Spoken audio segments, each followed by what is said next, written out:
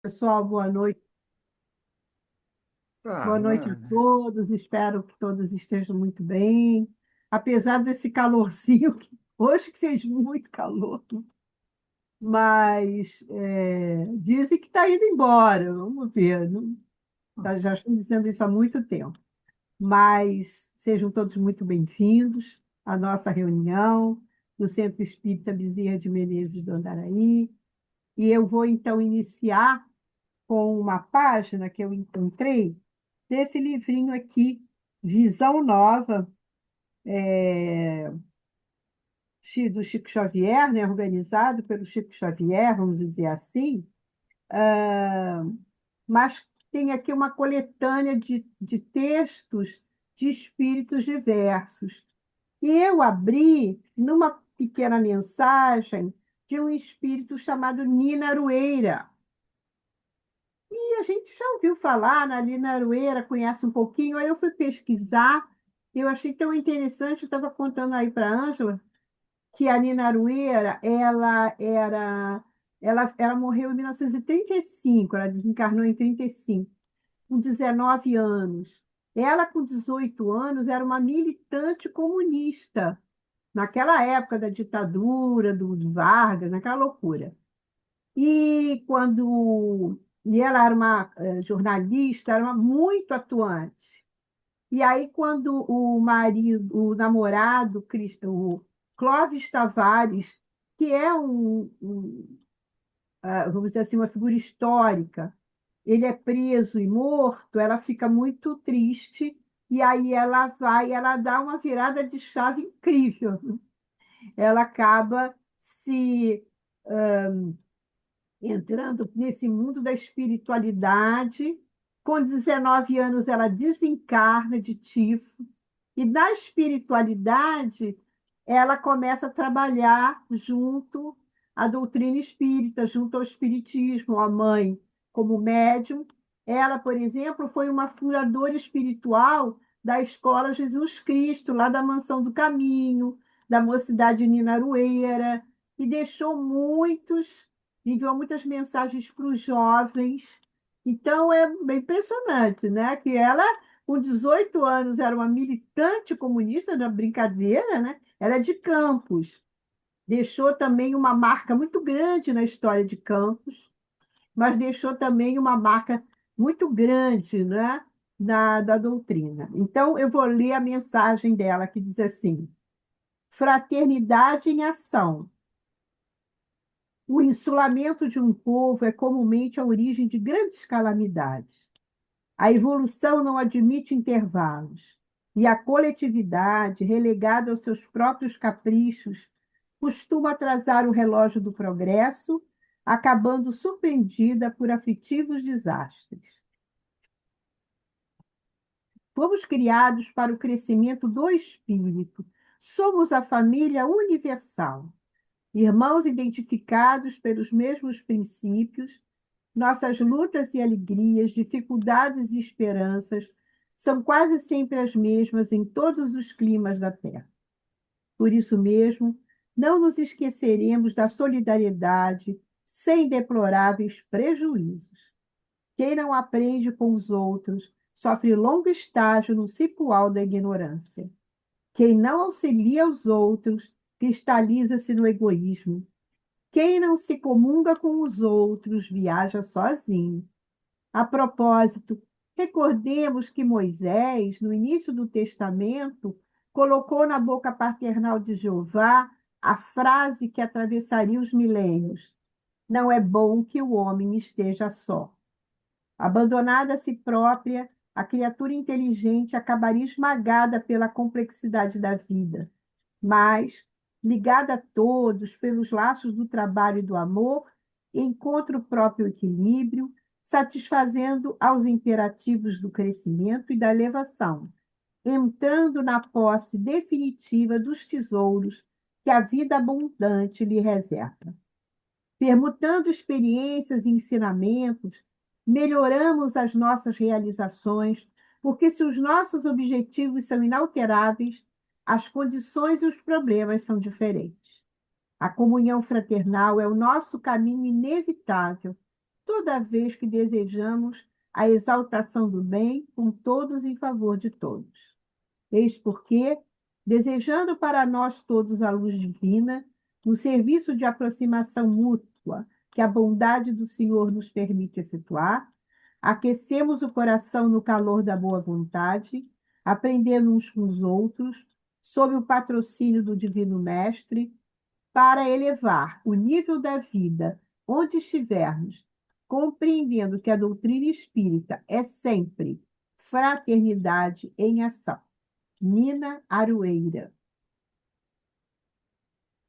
Então, com essa mensagem desse espírito que teve essa trajetória tão curiosa, tão incrível, nós iniciamos a nossa reunião de hoje, sempre agradecendo ao Pai, a Jesus, a nossa querida Mãe Santíssima, e ao nosso querido diretor espiritual dessa casa, doutor Bezerra de Menezes, e a toda a sua equipe, né, por esse trabalho que nos engrandece tanto, que nos honra tanto junto à sua casa. Que possamos receber, né, com o coração aberto, todos esses ensinamentos que vamos receber hoje, que as vibrações da nossa reunião cheguem aos nossos lares, aos lares de todos aqueles que temos no coração e também a todos os lares lá da comunidade do Andaraí, e que possamos estarmos unidos, como diz Nina Aroeira, sempre juntos, porque o isolamento não faz ninguém crescer.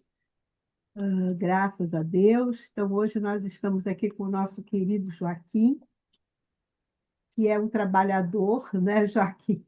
Um trabalhador. Joaquim, fala o nome da sua casa aqui pertinho da gente. A nossa casa é o Grupo Espírita Jesus e Luiz Amor, que é ali em Piedade, na Rua Silvia, e que agora em maio completa 95 anos. Oba, vamos lá no aniversário. Com Vocês estão certeza. convidados. Vou mandar o convite, hein? Com certeza nós vamos.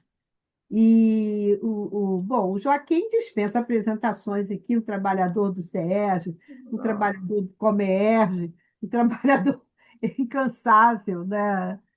Onde ele é chamado, ele está sempre presente. E toda vez que eu convido, ele também não diz não, sempre dizendo sim. Obrigado, Joaquim. E hoje ele vai falar para a gente de uma página espetacular do Cura Das, né? Vianney, que é muito forte, é uma página muito forte do Evangelho, muito linda. Você sabe, que uma vez, na Casa Rui Barbosa, houve uma palestra que eu fui assistir, eu estava trabalhando, às vezes eu conseguia assistir as palestras no auditório. E era um grupo eu penso que eram de historiadores, e acredita que quando eu olhei, tinha uma pessoa chamada assim, João, eu acho, eu não sei se era João, mas era, vamos supor, João Cura da Silva. Eu disse assim, meu Deus, como é que pode? Eu fui depois conversar com ele, disse, meu pai era um espírita até o último fio do cabelo. O filho nasceu, ele deu o nome de João Cura das. Olha que coisa impressionante, né? Era muita admiração, né? Então, gente, nós temos o nosso Joaquim e o Cura das hoje com a gente.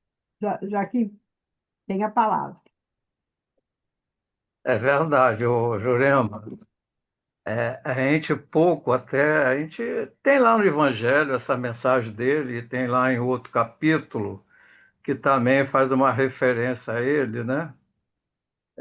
Como daqueles homens virtuosos, né? Curadas foi um homem virtuoso, cheio de É. qualidades, cheio de virtudes, né? E é verdade, a gente pouco conhece dele. E nesse estudo, nos levou a conhecer um pouco mais do Curadas, né? Então, essa mensagem, ela foi, né, essa comunicação, foi dada lá em uma sessão da Sociedade Espírita de Paris, motivada por uma presença de uma pessoa cega, a cujo favor, então, se evocou esse espírito, né? Curadás, para que ele curasse ali aquela pessoa cega, né? Então, nessa evocação, ele se fez presente. E lá na mensagem, logo de início, ele começa a perguntar, né? Após ser evocado, o porquê que o chamaram? Se era para curar aquela pobre sofredora? E ele recomenda, então, que ore e espere. E nisso daí, ele vai colocando outras coisas, em que ele esclarece que não faz milagre por vontade própria. Está lá no início da mensagem, né? Mas apenas se Deus o desejar. E que todas as curas, né, que ele haja podido obter e que foram assinaladas, né, quando ele estava aqui em vida, até pós-morte, ele fala, não atribui senão àquele que é o Pai de todos nós. Então ele começa a falar logo essas perguntas aí, colocando uma reflexão para nós, logo nessas palavras iniciais. Então ele não fez ali, não estava querendo fazer a cura porque não tinha poder para curá-la, aquela pessoa, ou ele não quis curá-la, né? E também podemos também dizer, embora tivesse poder de curá-la, ele não pôde, então fica aí esse questionamento. Então vamos primeiramente fazer vamos dizer assim, um pequeno relato, né, da história, da vida dele, que talvez a gente ainda tenha dificuldade de entender. Mas nós buscamos aí como foi a vida, quem foi realmente esse o cura das, né? Por que esse cura e por que o das, né? Então, como a Jurema já falou, o nome dele era João Batista Maria Vianney. E ele nasceu lá em 8 de maio de 1786, numa cidade chamada Dardilly, perto lá de Lyon, na França. Ele era filho, né, de uma família pobre, camponesa e profundamente católica.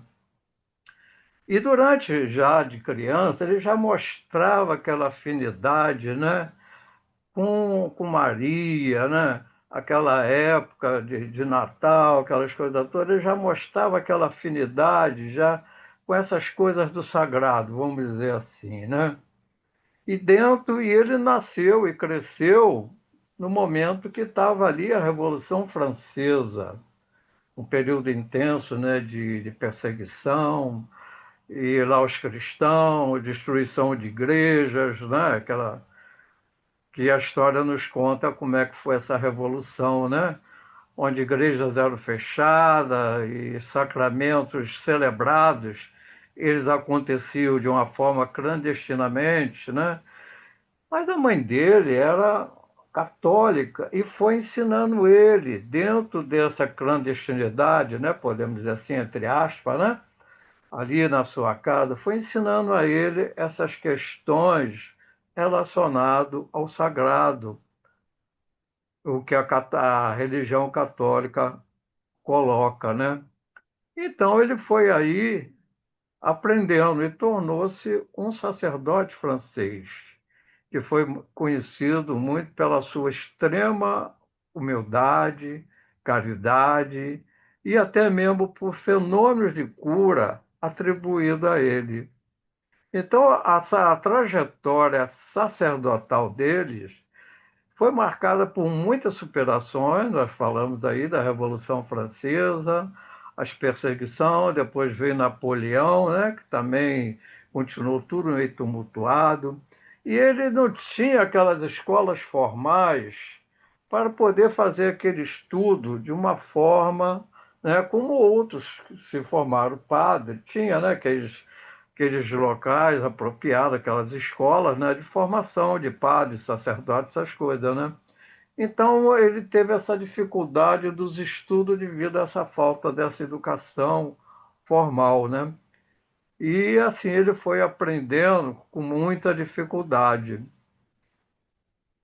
E em 1815, então, já com 29 anos, ele foi reconhecido, então, a sua santidade e como padre. Então, ele recebe aí uma missão. Em 1818, ele foi enviado para uma pequena aldeia chamada Ars, exatamente que está lá, Cura Ars, né? ARS. Uma pequena aldeia chamada Ars-sur-Formans, né? Desculpe o francês, mas é o nome que eu aqui estou lendo dentro do nosso português, né? E essa aldeia era uma aldeia que estava ali, vamos dizer assim, sem aqueles cuidados da igreja. Era uma população pequena, em torno mais ou menos de 200 pessoas, indiferente à religião. Não tinha essa religiosidade. E lá tinha uma igrejinha lá, né, fechada de muito tempo, porque praticamente os padres que formavam não queriam para lá, né? Mas ele aceitou o desafio e foi para lá, né? E lá chegando então, né, naquela igreja toda fechada, empoeirada, e aquela população indiferente, né? Ali a religião, o que ele fez? Ele começou a visitar. Era uma população pequena, foi visitando as pessoas, né? E ao mesmo tempo também através de orações, fazendo seus jejuns rigorosos, né? E fazendo essas visitas. Então ele foi transformando aquela comunidade de uma forma radical, a ponto de que aquela aldeia, depois de um tempo, ela se tornou a mais católica da França. Olha só, de uma aldeia que era marcada pela indiferença religiosa, tornou-se a mais católica da França. Então, esse estilo de vida dele, né, que ele levou, uma vida extrema de pobreza, de mortificação, né, ele pouco se alimentava, para dizer pouco comia, né? A alimentação dele era mais aquela alimentação espiritual, porque esses espíritos, quando vêm com essa tarefa, já vêm com o dedo de Deus ali, né, assinalado nessa missão, né? Eles pouco se alimentam, né? Porque o alimento que eles têm dado ao seu grau de evolução se traduz mais no âmbito moral, né? Então a gente tem outros exemplos aí que nos falam sobre esses homens que vieram dessa forma, né? Então ali naquela pequena aldeia, ele foi então arregimentando, as pessoas começaram a frequentar, procurar, começou a vir vários peregrinos que ali que iam tomar a benção dele, né? Ou conselhos, e muitos relataram curas físicas inexplicáveis. Então, esses diversos fenômenos de cura que foram registrados aí durante a vida dele, ele sempre atribuía a intercessão de Santa Filomena, do cara era devoto, né? Ele amava Maria, mas lá na igrejinha tinha uma imagem de Santa Filomena, né? Em que ele ali era a devoção dele, né? Do qual ele era devoto, né? Então ele tinha uma coisa muito particular, que ele tinha o dom de ler os corações. Lá no confessionário, quando as pessoas iam confessar com ele, né?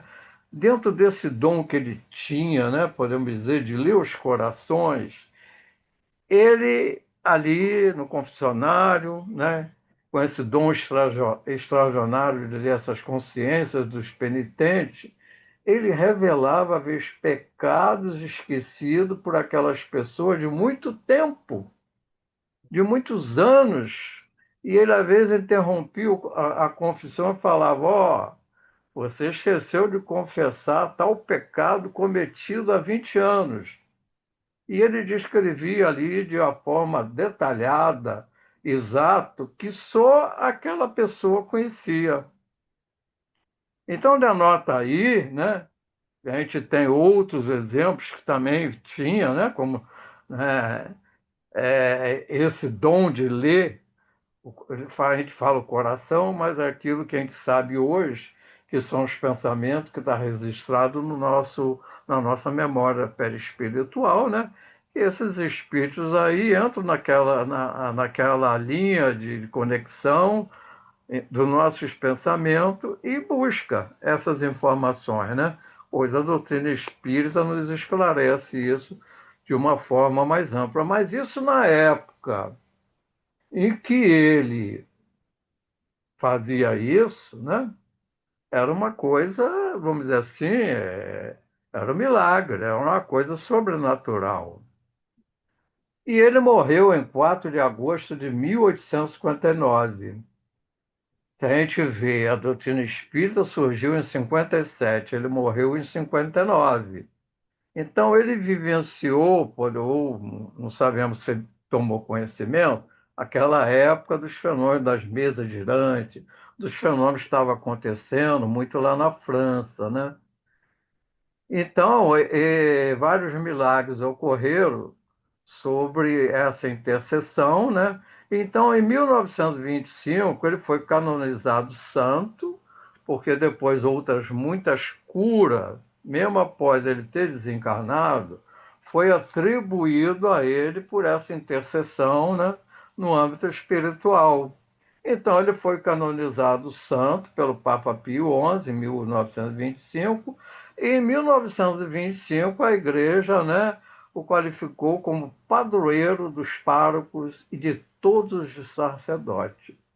Então, isso aí é para a gente ter uma ideia, né, realmente aí de quem foi, em linhas gerais, esse espírito em que vem ali e se apresenta.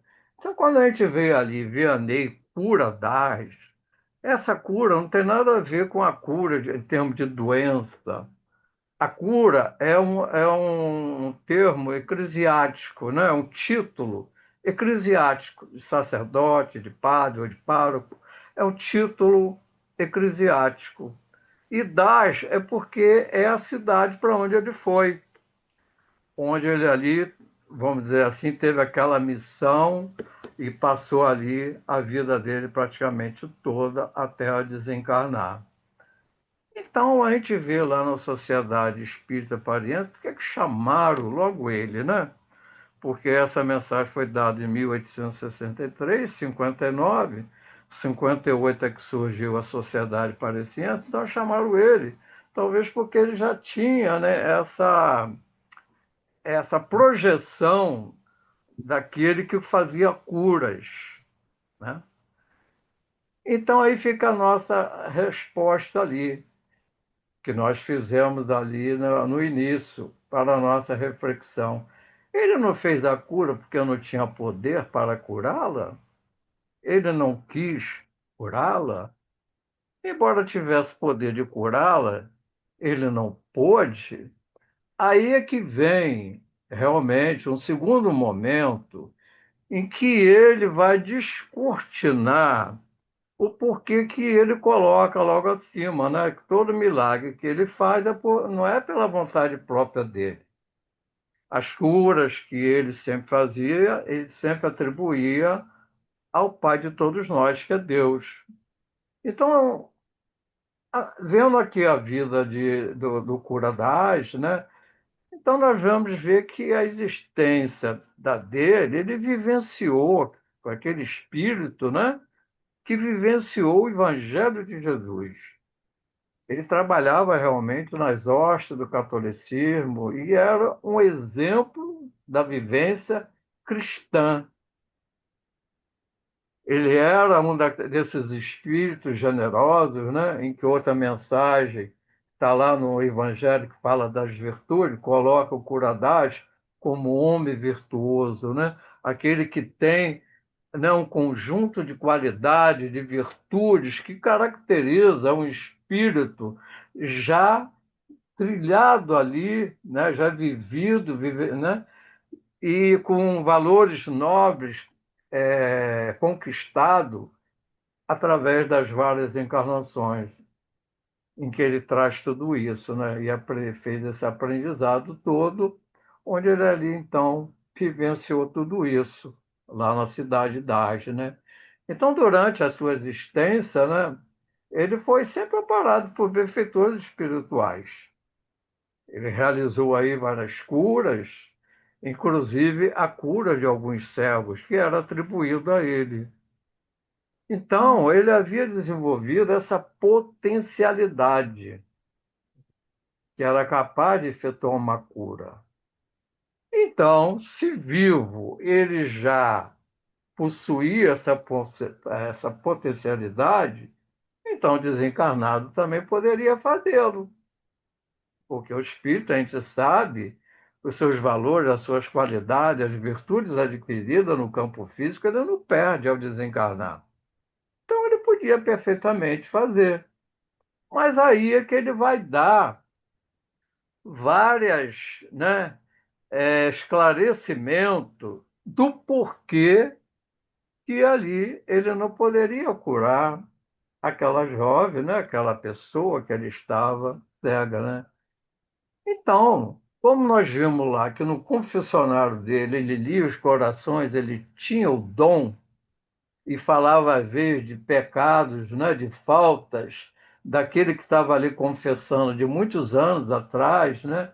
Então ele percebeu logo naquela pessoa que estava ali, que o chamaram para, né, que ele ali curasse, que as leis magnânimas do Criador havia, né, isso está lá no texto, né, que ele vai colocando depois, instituído para aquele espírito aquela expiação necessária.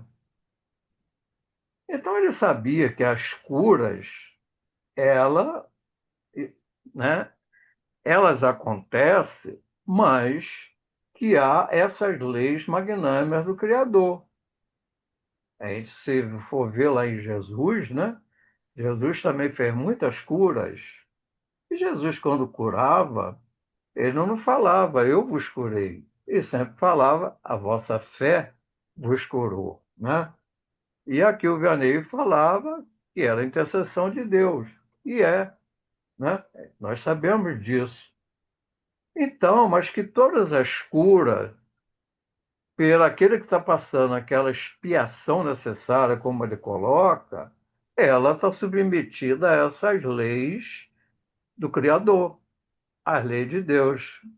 Então, quando ele olhou aquela, né, aquela pessoa, né, para aquela menina, ele viu logo ali e sentiu que ela estava passando uma expiação necessária. Ele identificou o passado, observou o presente e vislumbrou um futuro. Porque nós vimos que ele tinha aquele dom de ver lá no confessionário, né? Então, ao ver o passado, ele compreendeu onde estava a causa do sofrimento presente, onde aquele espírito havia se equivocado, e vislumbrou o futuro, compreendendo a justiça de Deus, entendendo, né, que aquele espírito que estava ali vivenciando aquela expiação, que ela era necessária para que ele saísse vitorioso da terra, quite com seus equívocos do passado. Então, era uma expiação de reparação, né? De libertação, e que aquele espírito ainda não estava preparado para ser curado. Então, por isso, ele não pode interferir. Ele não pode interferir em respeito a essa obediência, a esses códigos superiores, né, da vida, da lei de Deus, que rege tudo isso, né? Então a gente sabe e às vezes orando, como ele falou no início, ore e espere, porque tudo tem a sua hora, tudo tem o seu momento. Sabemos que Deus é bom, que Deus é justo, que Ele não quer que ninguém sofra. Mas, às vezes, o sofrimento é necessário para o despertamento daquele espírito que ainda tem algo a reparar. Ele precisa quitar, né, perante a lei de Deus. Então, aí fica uma outra reflexão para nós dentro dessa lei que ele coloca para nós, que é essa lei de causa e efeito. Que a lei de causa e efeito, ou de ação e reação, é uma lei divina, que rege, né, todos os elementos que compõem o universo. Então, tem essa lei que é de Deus. E tudo que existe aqui e além, tudo que acontece na nossa vida, como espíritos que ainda estamos imperfeitos, numa caminhada e que temos muitas coisas ainda a reparar, né, diante das nossas imperfeições que ainda temos, então tudo isso tem uma causa, tem uma origem. O Evangelho nos fala. Vamos ver se está sofrendo. Por que está sofrendo? Será que esse sofrimento decorre de hoje? Aí tem lá Jesus, quando fala daquele homem cego de nascença, né? E perguntou se aquele homem pecou, ou não pecou.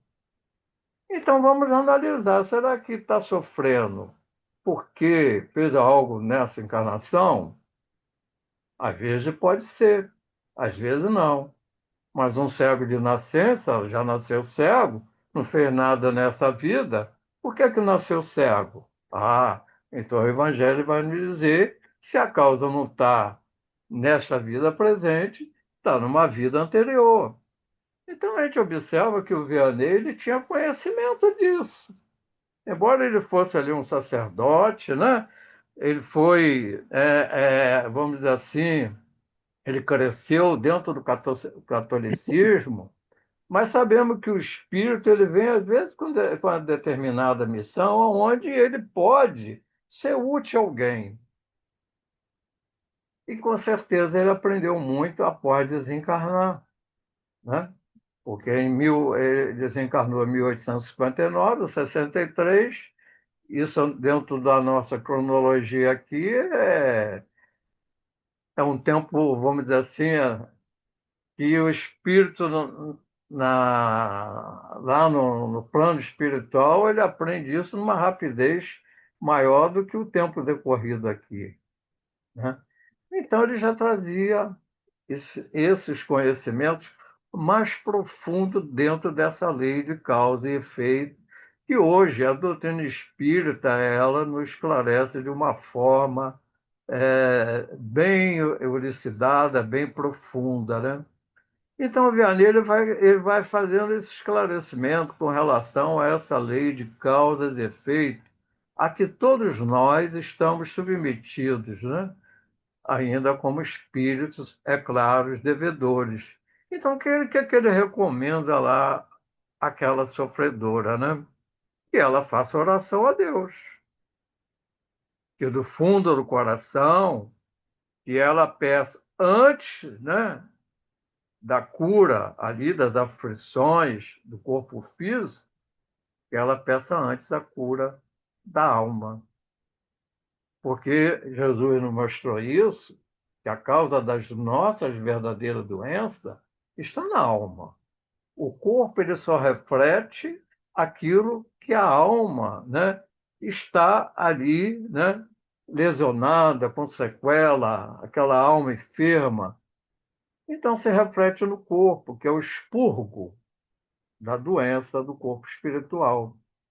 Então ele fala para ela que antes dela pedir a cura do corpo, que ela peça a cura da alma. E ele recomenda também a prece, né? Por quê? Ele falando da prece, porque o bom Deus ouvirá sempre. E dadas vos serão a força e a coragem, e quiçá também a cura que pediste em recompensa da vossa abnegação. E a gente sabemos que a abnegação é essa aceitação sincera do sofrimento. Se estamos sofrendo, é porque é uma causa. E se a gente conhece Deus no seu amor, na sua justiça, vamos entender que essa causa é justa. Então, essa aceitação sincera do sofrimento, porque dentro desse entendimento, a gente vai poder atrair a força, a coragem, né? Nos fortalecer espiritualmente, para poder tirar proveito daquela doença, para alcançar a cura física como recompensa, mas, sobretudo, a cura da alma, né?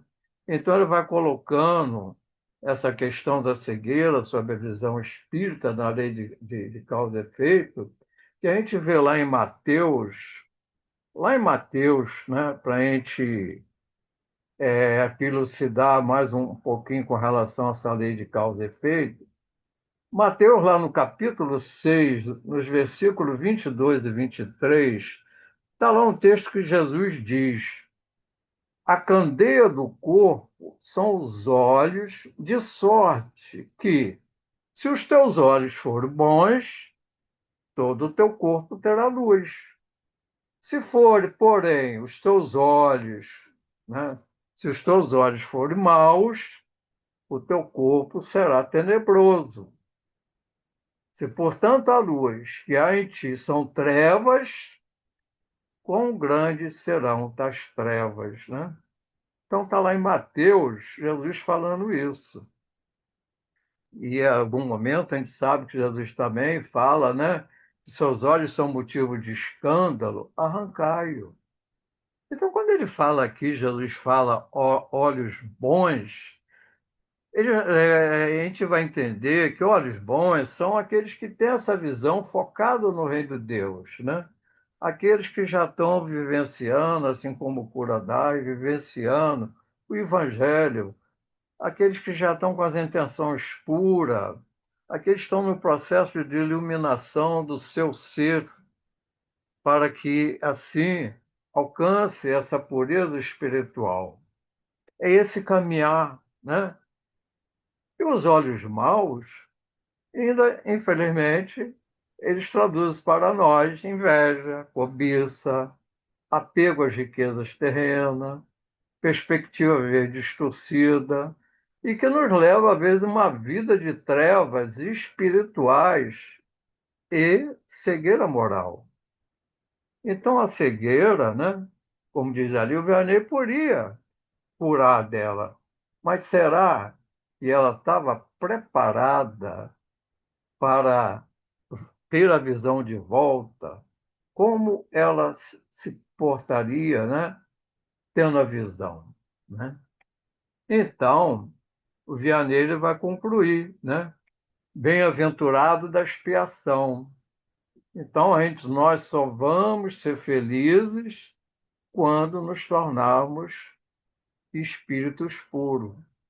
Enquanto tivermos algo a quitar perante a lei de Deus, é como Jesus, em algum momento, ele fala para nós, né, que teríamos que pagar até o último ceitil. Então, enquanto nós tivermos que pagar alguma coisa até o último ceitil, no processo de expiação, né, nós não vamos ter essas, essa felicidade plena.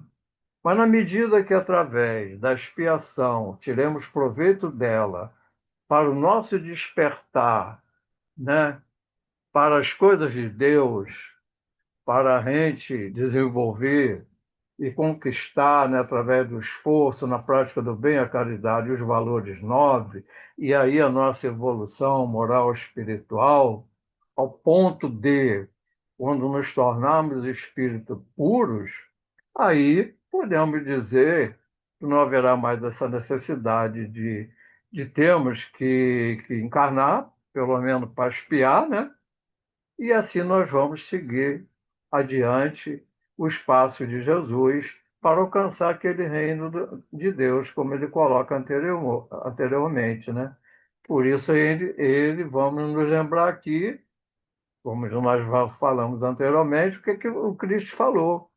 Mais vale arrancar um olho se ele é a causa de escândalo. E aí fica uma reflexão para nós. A visão física, né? Ela pode ter sido usada para o mal em vidas passadas. Como Vianney, ele olhou e viu que aquilo era de causas passadas e que ela ainda tinha que permanecer naquele estado. Então, a visão física, ou qualquer outra, né? Fora a visão, mas às vezes qualquer doença que a gente veja que não seja desta encarnação presente, consequentemente, é de vidas passadas. E que agora estamos tendo aquilo ali como uma oportunidade divina para podermos quitarmos e fazermos as reparações perante a lei de Deus. Então, no caso aqui, a cegueira atua como um freio protetor. E o Vianney, então, fala: bem-aventurados da expiação. Então, o que que o Vianney, então, ele coloca para nós aqui, né? Quando Deus me permite, ele coloca uma coisa interessante, ó. Quando Deus me permite descerrar as pálpebras a algum desses pobres sofredores e lhe restituir a luz, digo a mim mesmo, alma querida, porque não conhece todas as delícias do espírito que vive de contemplação e de amor. Não pedirias, então, que se te concedesse ver imagem menos pura e menos suave dos que aqui te é dado entrever na tua cegueira? Então, às vezes, a cegueira é necessário para a gente poder, nessa condição, a gente abrir os olhos para, como ele coloca aqui, as imagens mais puras, né? Aquelas imagens que nos ilumina, a gente ir lapidando o nosso espírito, né? Então, ele fala, e vai concluindo depois para esperar, tenha bom ânimo. Ele fala: minha filha, teus olhos vão abrir-se, qual jubilosos te sentirá. Mas quem sabe se esse júbilo não ocasionaria tua perda. E ele vai falando para ela: confia no bom Deus, que fez a aventura e permite a tristeza. E ele segue falando: farei tudo que me for consentido a teu favor, mas a teu turno, ora, espere, e ainda mais. Pense em tudo quanto acabo de te dizer. E aí ele vai se despedir, né? E fala assim: antes que me vá, recebei todo vós que aqui vos achais reunido a minha bênção. E a gente conclui aqui com algumas reflexões no final, nos falando que o convite não é ao desespero diante da dor, do sofrimento, que nos atinge das várias formas possíveis, nas condições ainda até que estamos num mundo de expiações e de prova. Então, o convite não é o desespero, mas a paciência ativa e a fé no futuro espiritual. E mais do que nunca, no momento atual que nós estamos, nós temos que ter essa fé no futuro, de esperança de que tudo isso vai passar. Não entramos em desespero, temos paciência, perseverança, confiar em Deus, em Jesus, né? Então, a mensagem de cura dais, ele ensina que ao fechar os olhos, como, né, ali uma origem expiatória para aquele que está com os olhos fechados, o indivíduo está, na verdade, sendo convidado a olhar para dentro e se reconciliar com a lei divina.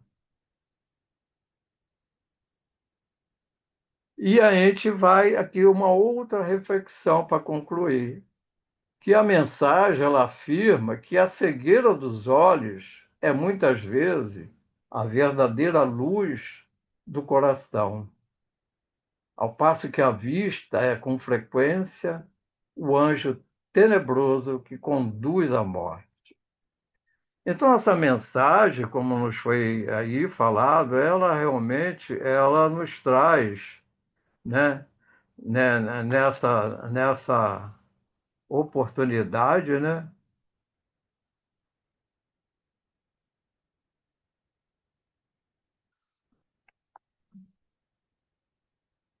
Ué, sumiu?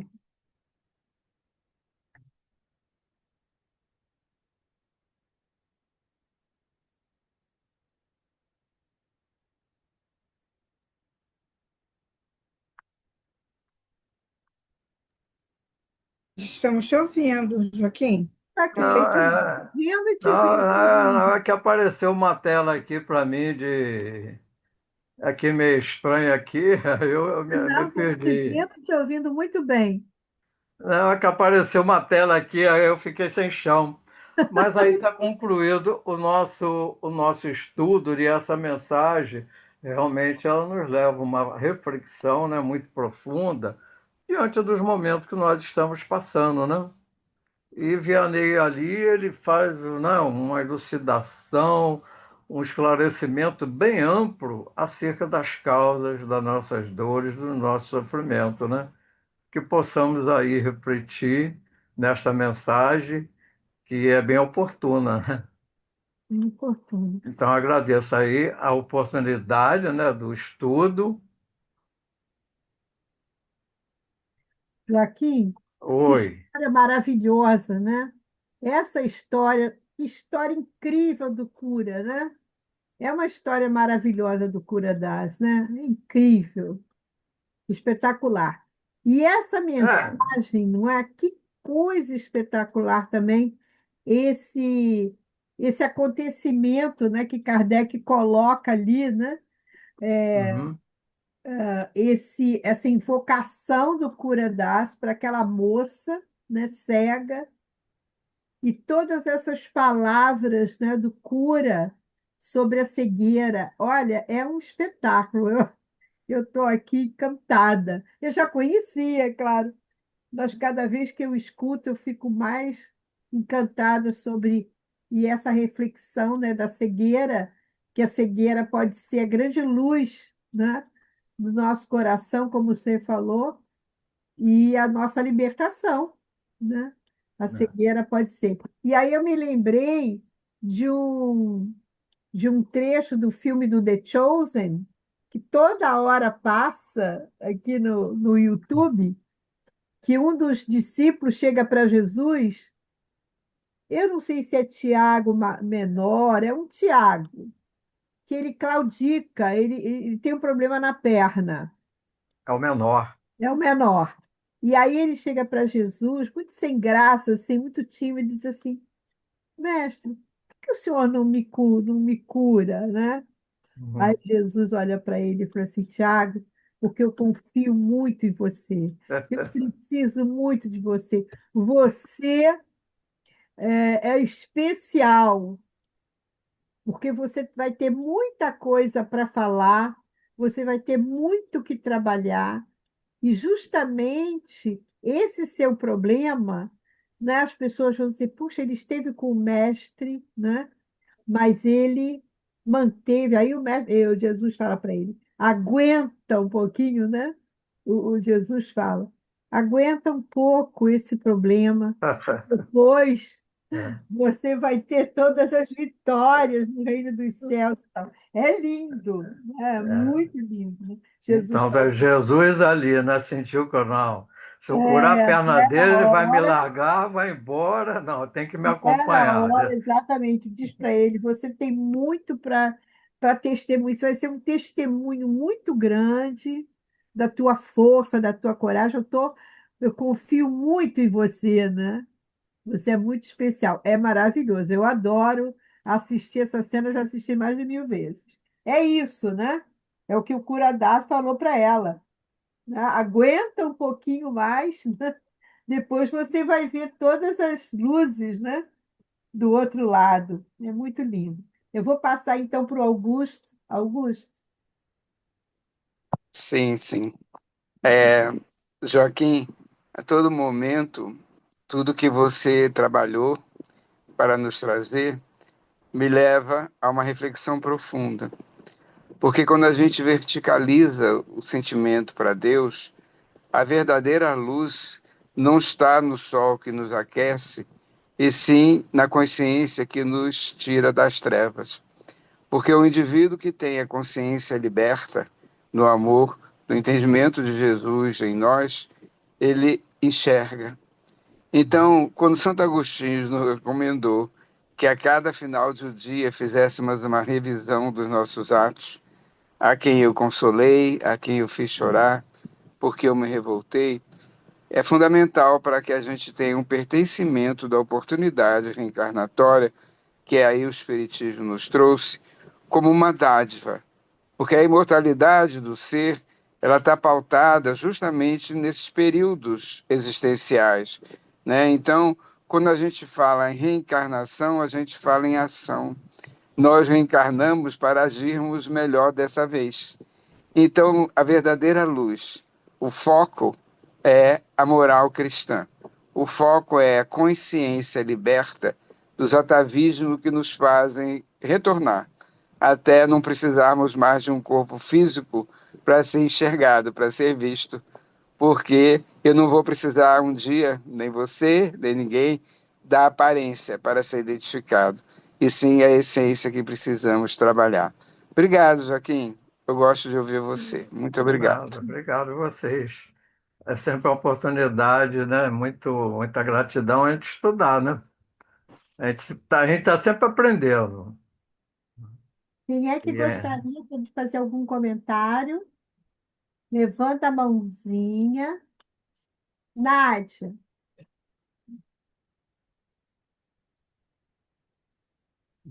Nádia, o som. Oi? Ah, então, eu abri aqui. Oi, vizinho, ex-vizinho, porque eu também fui moradora daí há muitos anos, né? Uma gratidão muito grande. E você trouxe uma história bem bonita, porque eu já sempre me emociono muito quando eu vejo, porque não é só a cegueira, né? É a cura de tudo, né? Então a gente tem que esperar a nossa deixa, né? Esperar o nosso momento. E é assim, claro que a cegueira eu acho que é uma coisa bem séria, né? E que é muito chocante. Mas isso é um treino para a nossa paciência, né? Para as coisas que a gente quer imediatas, que a gente gostaria que tudo fosse diferente, né? E que a gente vem sempre com um pedacinho de alguma coisa que a gente tem que aguardar e que ainda não é da nossa vez. E muitas vezes a gente pede coisas levianamente, né? E aquilo não é ainda um momento da gente conseguir, né? Então Jesus sempre falou: cuidado com o que pede, né? Porque a gente tem que saber que nem sempre aquilo é o melhor para nós, mas a nossa infantilidade, né, ainda faz com que a gente espere que as coisas melhorem assim, da noite para o dia. Mas é muito importante a gente aprender com o Curadas por que, que a gente tem que esperar, né? Por que é a paciência. E eu gostei muito dessa sua elucidação falando dele. Então, para mim, foi um treinamento, né? Um estudo bem profundo. Obrigada, Joaquim. obrigado a vocês.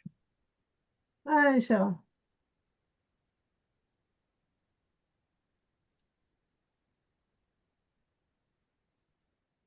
Oi, Joaquim.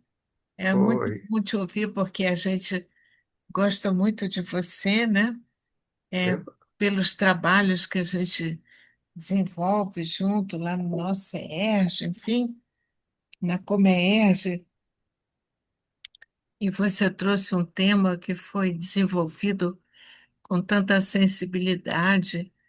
Eu também fiquei assim agradeço muito, eu fiquei muito feliz com essas reflexões, porque a gente vai vendo, né, como é que essas figuras é, que têm assim uma humildade tão já registrada, não é? Já estabelecida, não sei nem qual é a palavra, conseguem essa linha direta de conseguirem né?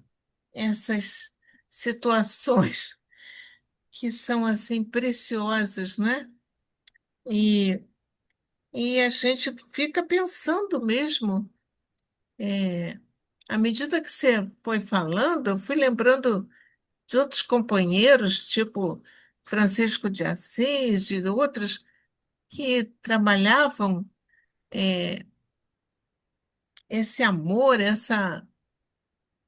nossa, esse carinho, esse afeto, essa vontade de cuidar do outro. E aí a gente vai vendo como é que as coisas vão acontecendo. Olha, Joaquim, eu realmente estou muito feliz, quero te agradecer muitíssimo pela noite de hoje, pelas reflexões que você nos trouxe, muito importantes mesmo, porque a gente vai ficar revendo, não é? Todos esses acontecimentos. Eu não sei se você, desculpe, pesquisou num livro que eu tenho, que os companheiros lá do Leon Denis fizeram, sobre vários personagens é, que participaram da codificação, e vários espíritos. E aí eles fizeram um trabalho tão bonito de fazer um levantamento da vida daquela pessoa, daquele irmão, né? E trouxeram informações. Gente, é uma coisa assim maravilhosa. O nome do livro é Os Espíritos do Senhor, um dos livros mais suaves, mais esclarecedores, mais, é, não sei, que a gente pôde ler. Os Espíritos do Senhor. Foi organizado por um grupo, Centro Espírita Leon Denis, publicado pela editora Leon Denis, que eu acho que vale muito a pena a gente ler.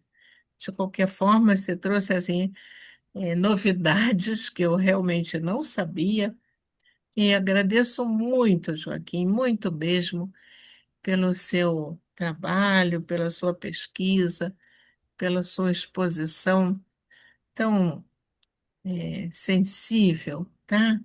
Muito obrigada, meu amigo querido. Muito obrigada mesmo, tá bom? Obrigado. Obrigado também pelas palavras. A gente pesquisa em vários lugares. Uma das que eu vi foi no Consolador, consolador.com.br. Às vezes ali Sim. você encontra nesse site, muitas coisas boas, né? E depois a gente vai somando e outras aí dentro da mensagem ali, trabalhar o conteúdo da mensagem, né? Uhum, Mas vocês falaram aí, quando a gente faz assim, eu já falei de Francisco, você falou Francisco de Assis, às vezes eu fiz um estudo sobre Francisco de Paula, uhum, né? E quando você às vezes vai pesquisar esses que vivenciaram aqui e que se, vamos dizer assim, eles levavam uma vida voltada para Deus, né? E uhum, para o próximo. uhum, Pouco se cuidavam, pouco, né? Mas era uma vida ali voltada para Deus, uma entrega a Deus, né? Vamos dizer assim, né? é, E a gente vê como eles atuaram, né? Nas suas épocas, e a gente traz para a nossa época de hoje. Eu falo assim, enquanto eu ainda estou pequenininho, hein? Esse já em 1700, coisa, 1859 desencarnou, A gente vê aí Francisco de Paula, quanto a gente está pequenininho, quanto temos que caminhar. E já se passou tão tempo, e o que que nós já caminhamos? Caminhamos, é claro, alguma coisa. Uhum. Mas comparando com esses que já vieram com essa, vamos dizer assim, entre aspas, né? Santidade, mas decorrente do grau de evolução que alcançaram pela vivência voltada como aquele instrumento de Deus, nós ainda temos muito que caminhar, né? Isso, às vezes a gente fica assim pensando, não, vamos, se eles conseguiram, nós temos que conseguir, né? Verdade. Essa é a nossa destinação. O que que eu tenho que fazer agora? Jeito, né? A gente vai cair, a ficha vai começando a cair, né? Ah, já é tempo, né, Jurema? Ficha. Nós estamos no caminho. Agora eu acho que eu vou, pelo tempo, vou passar Pedro Paulo. Cadê ele? Você quer falar alguma coisa e depois fazer a nossa prece? Pedro Paulo? Não, não tem nada que acrescentar, vou guardar como reflexão, tá? Foi maravilhosa. E eu adoro essa página, muito. Essa e o Infortúnios Ocultos, a É, história daquela senhora. coisa São linda duas também. páginas belíssimas. Vou adiante. O Evangelho é uma bússola para todos nós, né? Mas essas duas páginas nos tocam bastante, entendeu?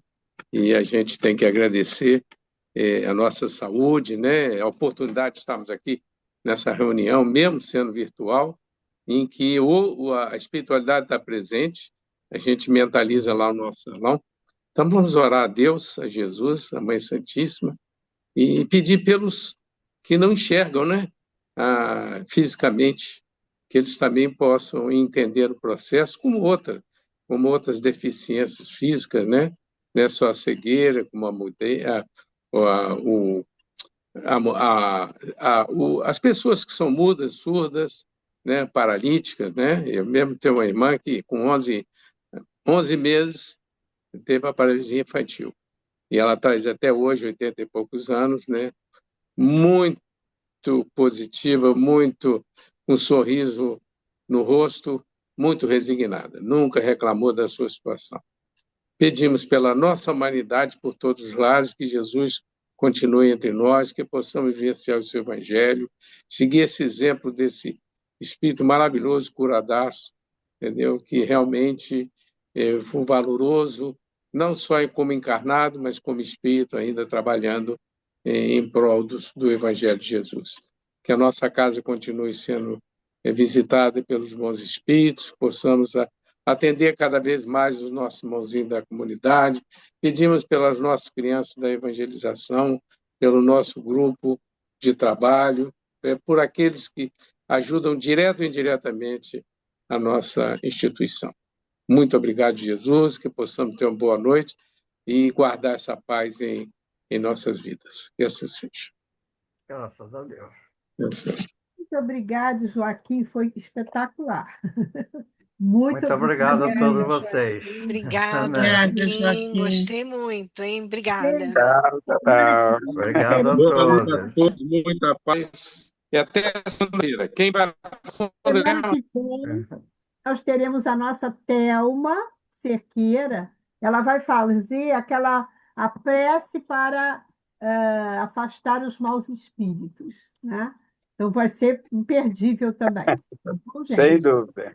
Então, Vai muito lá, gente. obrigada aí a todos pela presença. Tenha uma semana de muita paz, muita saúde, tá bom? Então, até lá. Até Até lá. Tchauzinho. Boa Ah, Beijo noite a nas tchau. Boa noite meninas para todos. Boa e todos. nas noite. Beijo no meninas, coração de tá, todos. Joaquim? Tchau, Beijo menina. para Ah, você, para a Ana, família. tá, Boa Tchau. obrigado. Boa noite. noite. Tchau. Tchau para Tchau. todos. tchau, gente. Bye, bye.